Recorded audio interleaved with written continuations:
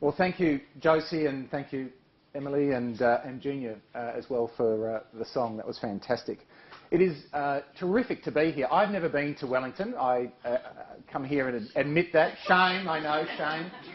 This won't be my last trip. I'm sure it's a beautiful city. And yesterday afternoon or evening, as I was walking along the waterfront, I was just blown away with how beautiful this city is. So thank you for the invitation. Well, I was a bit blown away. It wasn't too windy. I know.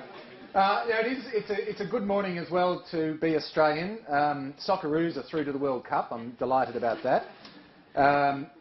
Same-sex marriage has got up in Australia. Yeah. So if you could just fix Manus and Nauru for us. You're working on it. You are doing a good job. Can I just encourage you to keep it up? No, look, it's wonderful to be here, and Josie's encouraged me to be as provocative as I can. So let me begin.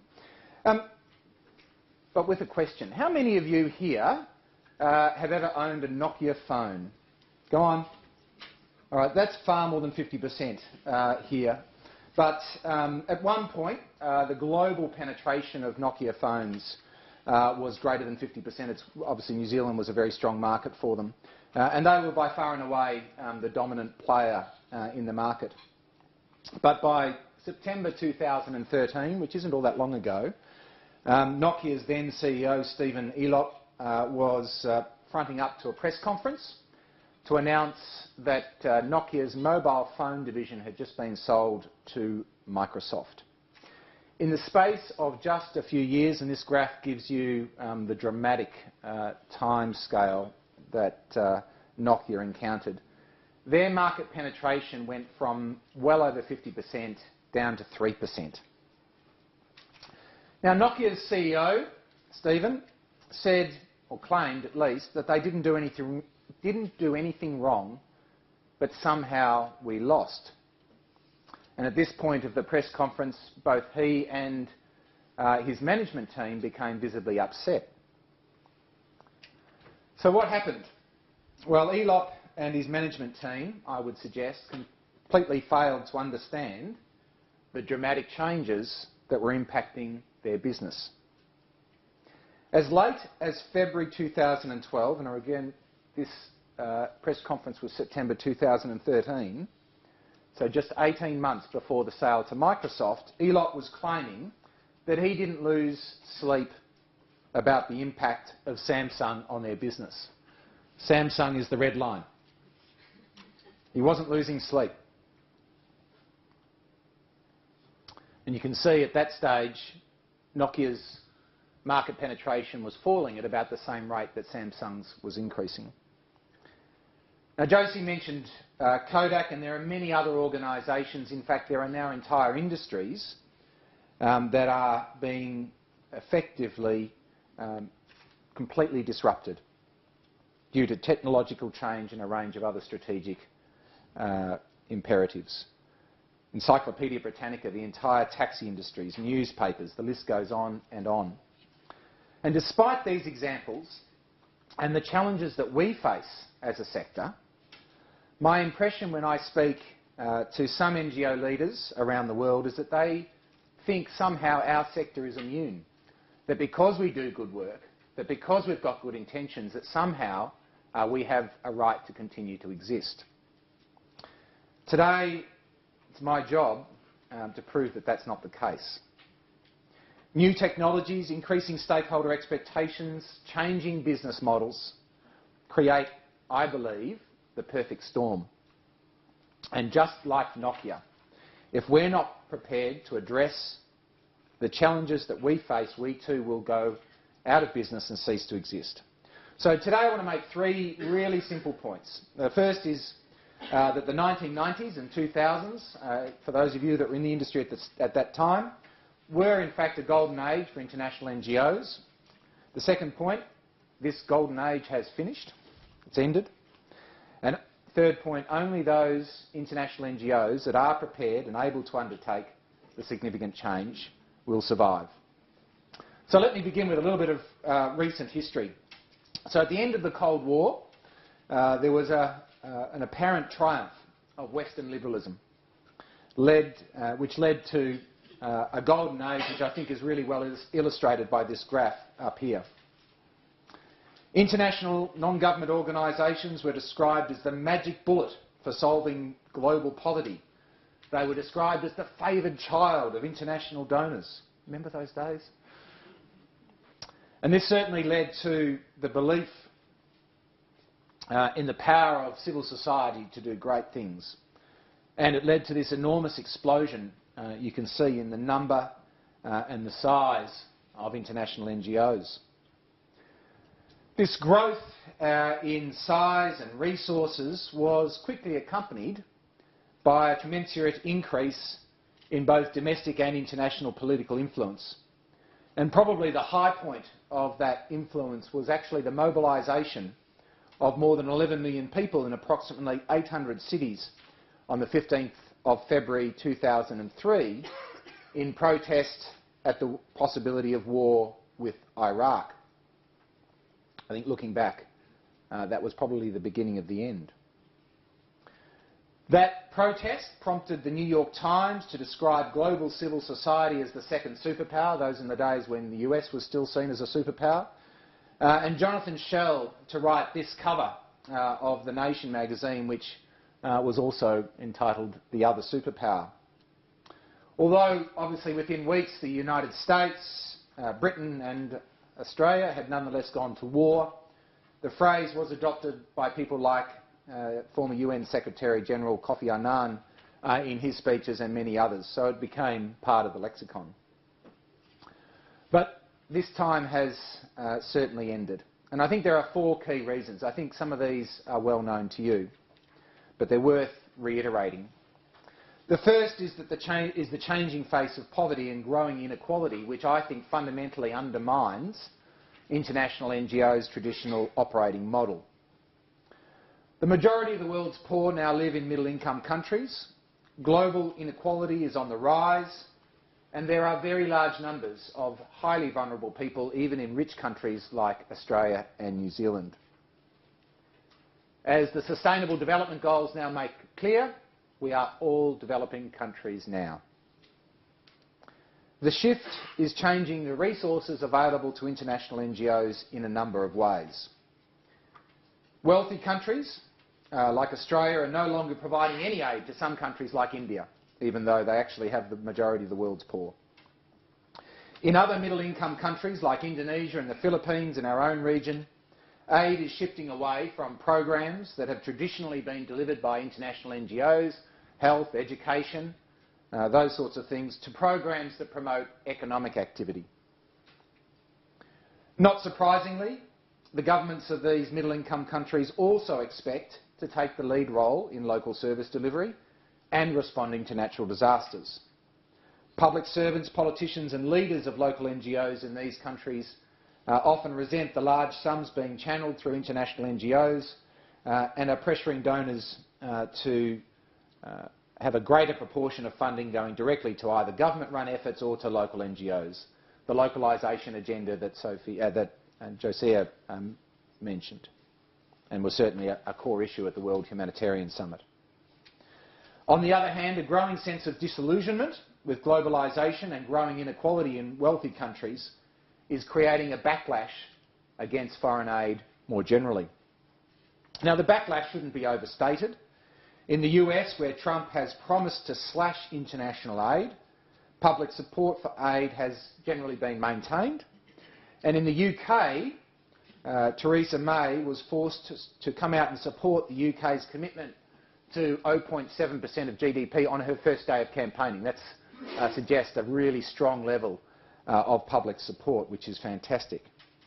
However, even if the current levels of global ODA can be maintained, which I personally don't think will happen, we should expect that both the type of programs and the mechanisms for their delivery to be significantly challenged. This disillusionment with globalisation also contributes to the second key reason for why the golden age of international NGOs is over: an antagonistic political environment. There can be little doubt that the liberal values and international political structures that allowed international NGO growth in the 1990s are now well and truly in retreat, and NGOs face a far more politically antagonistic environment than ever before, often, I would say, fuelled by a highly sceptical media. Nationalism and xenophobia are on the rise, and we've seen that in the European Union, in the United States. We see it in my own country with a government that's scrambling to respond to the growth of one nation, particularly in the lead up to the Queensland election. A recent Demos report talked about an age of anxiety across Europe. There appears to be greater immunity to human rights breaches than certainly in recent decades. Conflicts in Syria, in Yemen and elsewhere have seen civilians targeted in a flagrant breach of international humanitarian law. Populations are starved and raped as a weapon of war, and yet there is little talk about the responsibility to protect. Compare the situation today of the Rohingya and Rakhine state to that just 10 years ago when Cyclone Nargis struck the Irrawaddy Delta, and the French Foreign Minister called for international intervention to ensure aid was delivered. I don't hear those calls today.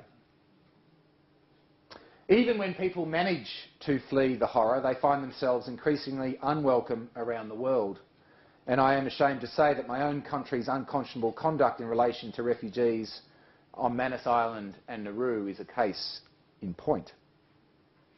NGO staff and facilities are being targeted, sometimes intentionally, often recklessly by state and non-state actors in conflict. Hospitals are destroyed, aid convoys are bombed, aid workers are gang raped and murdered. With my role at Save the Children, there's hardly, it seems, a night that goes past when I don't wake up and find another email in my inbox with another situation of a Save the Children staff member or a Red Cross staff member or an MSF staff member being kidnapped, attacked, bombed. It goes on. Not surprisingly, the number of annual reported kidnappings of aid workers has quadrupled between 2002 and 2014. Quadrupled, 400% increase. The war on terror is not just making NGO operations more risky, it's increasingly being used as an excuse to put restrictions on civil society. In 2014, which is the latest numbers that I have, 96 countries took action to limit civil society freedoms of expression, association and peaceful assembly. New pieces of legislation have multiplied across the world on foreign funding of NGOs, placing restrictions on NGO registration or freedom of association, instituting anti-protest laws and laws that curb freedom of speech. According to the Freedom House annual survey, 2016 marked the 11th consecutive year of decline in global freedom. These should be statistics that scare us right to the heart of our mission. The third driving issue is the loss of trust in non-government organisations. Now, there has been a broad-based decline in trust of institutions generally, and NGOs have also not been immune. A recent report found global public trust in NGOs had fallen to 53% from a high of 75% since 2001. That sort of decline in the space of just 15 odd years is extraordinarily dramatic.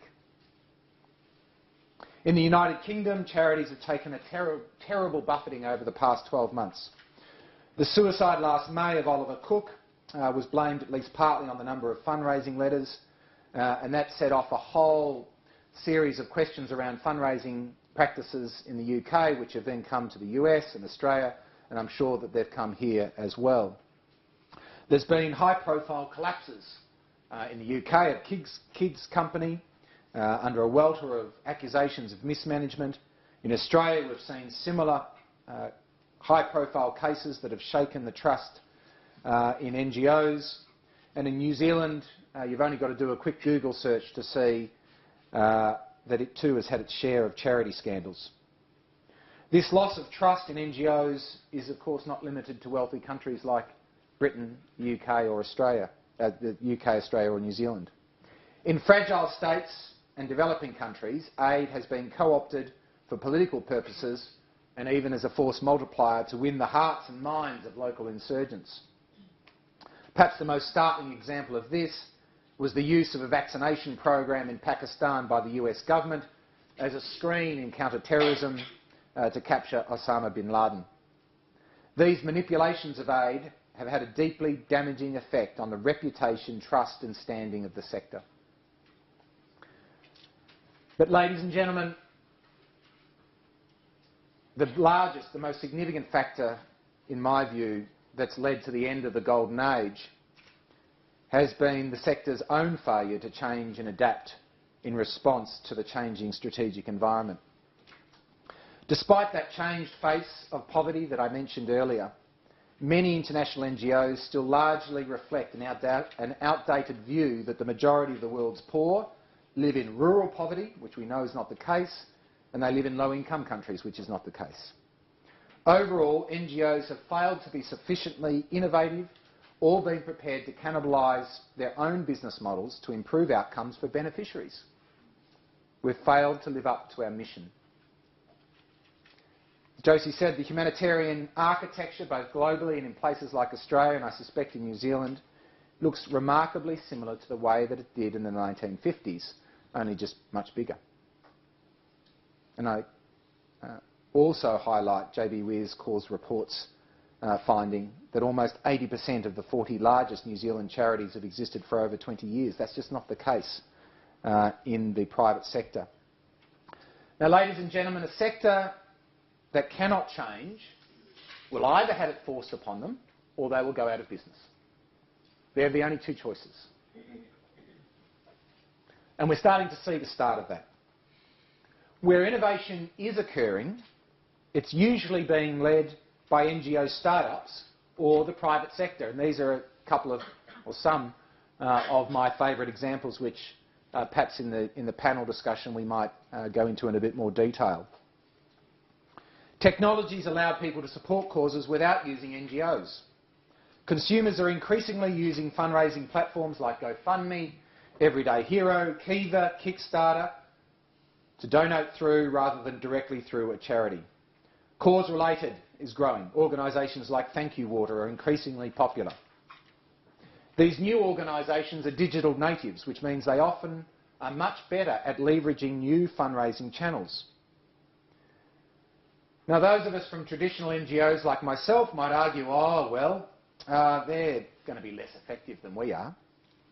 However, when donors have asked us for better evidence of the effectiveness of programming, we've generally been unable to adequately respond. Our public communications on impact are nowhere near where they need to be.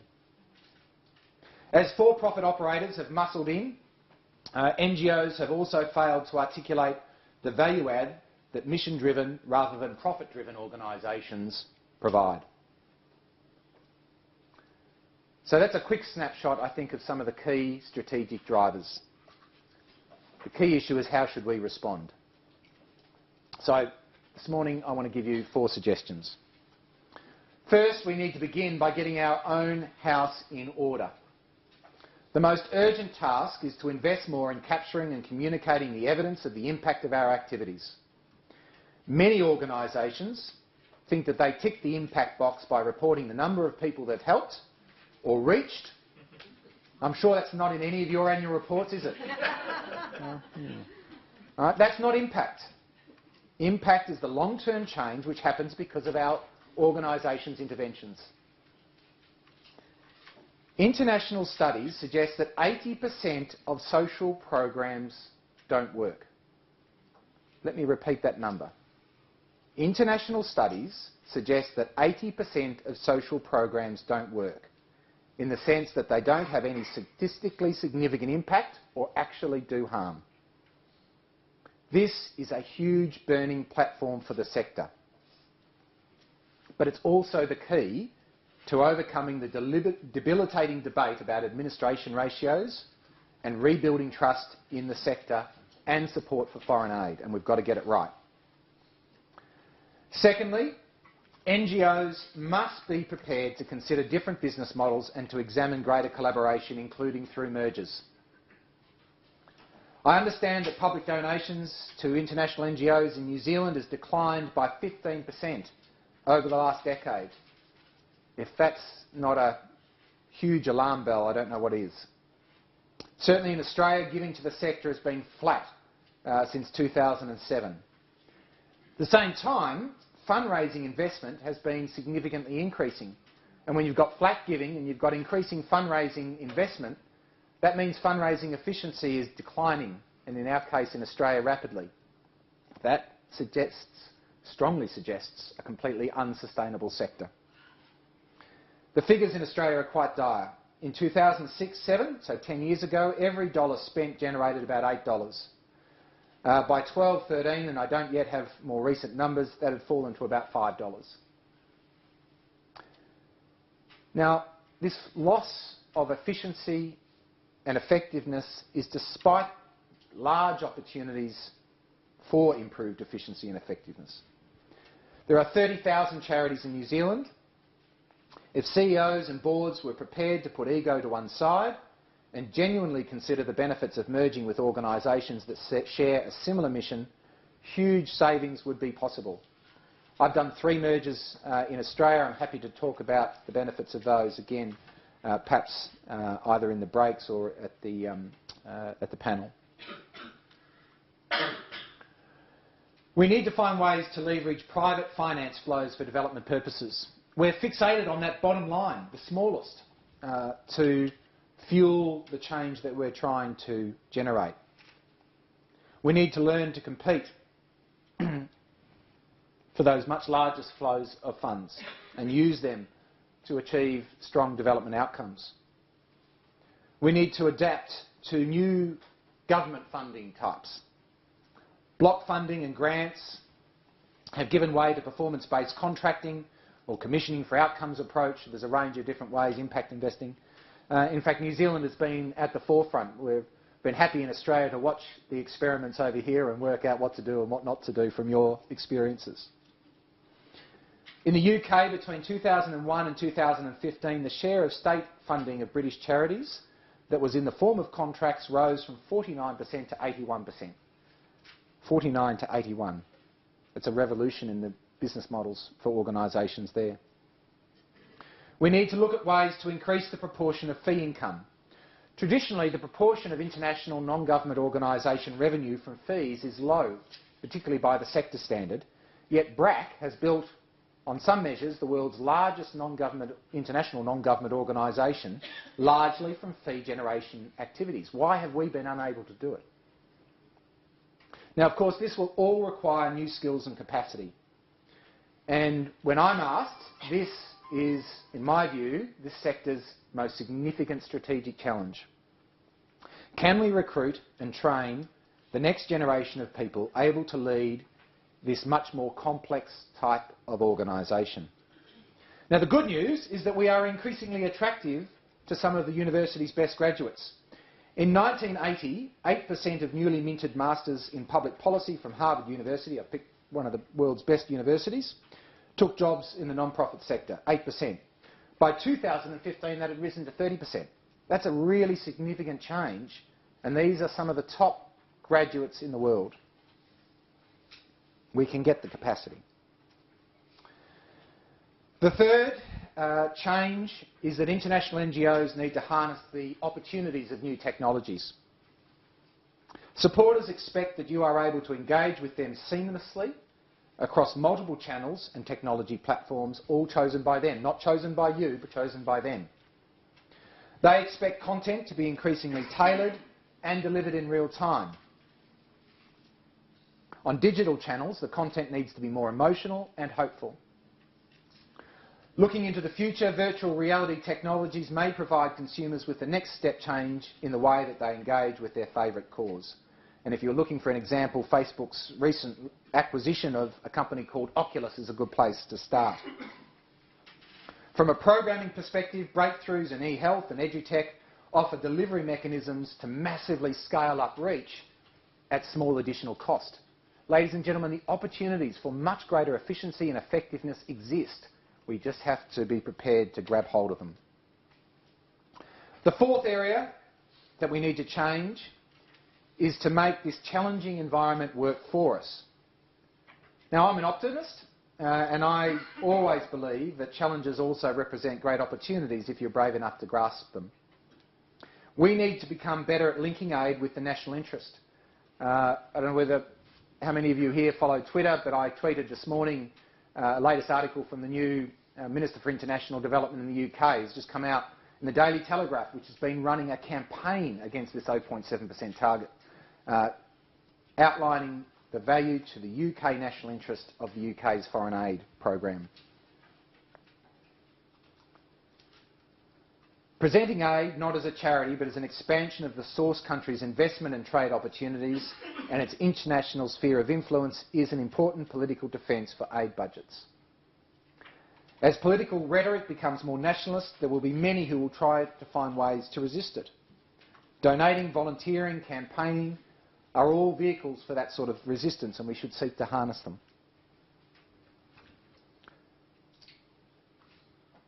We're seeing, hopefully, some green shoots in Australia with perhaps the first tick up in giving to international NGOs, and I suspect that that may be due to greater public awareness of the Australian government's decision to massively slash our own aid. Similarly, the global elite know that they must find constructive ways to respond to the rise of nationalism and xenophobia. This can be used to build support for internationally agreed frameworks like the Sustainable Development Goals. And it was interesting at this year's World Economic Forum in Davos that the SDGs were a reference point for almost all discussions.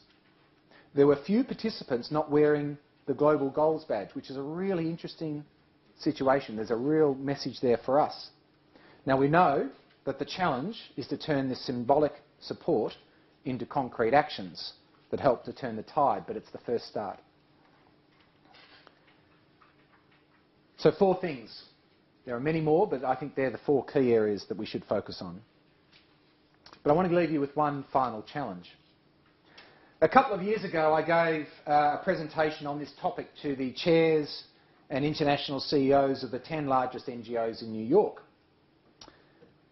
Now, I thought it was going to be a pretty benign audience, but at the end, one of the senior people got up and just said dismissively, "We've received these messages before. We've heard all this. We know all this. What's changed?" I indicated that the main thing that had changed was that there was even now less time for him, it was a him, and his colleagues, mostly hims as well, to make the organisational changes required. That they were now even further behind than when they'd last got that advice. Now, he didn't like my answer, and I haven't been invited back. But I think that exchange actually represents the most fundamental challenge that you face, which is the challenge of change. The golden age for international non-government organisations is unlikely to return, ladies and gentlemen. But this changed operating environment should inject a renewed vigour into the sector. And as Josie has said, the role of making the world a better place for the most marginalised is as important as it's ever been. And I wish you all luck. Thank you.